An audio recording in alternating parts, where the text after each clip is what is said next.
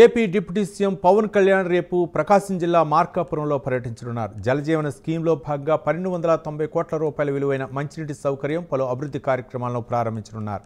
ఈ మేరకు జనసేన మార్కాపురం ఇన్ఛార్జి ఇమ్మడి కాశీనాథ్ కార్యకర్తలతో కలిసి ఏర్పాట్లను పరిశీలించారు.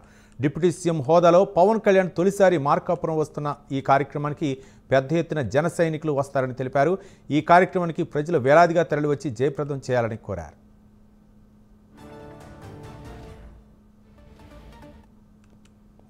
అమృతధార పథకానికి దాదాపు 1290 కోట్ల పైన ఆవిష్కరణ ఇక్కడ జరుగుతూ ఉంది.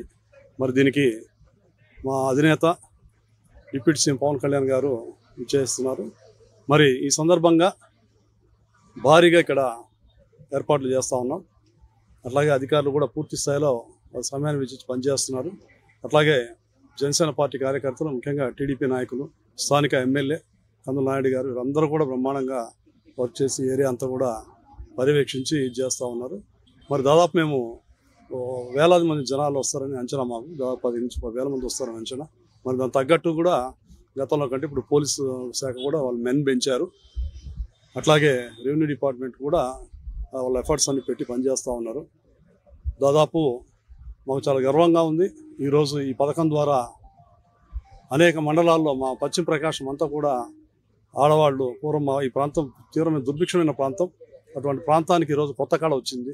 ఈ పథకం ద్వారా ముందస్తు రోజుల్లో బ్రహ్మాండంగా ఆడవారు ప్రతి ఇంటికి కుళాయి అనే పథకం ద్వారా ప్రతి ఇంటికి కుళాయి, వాటర్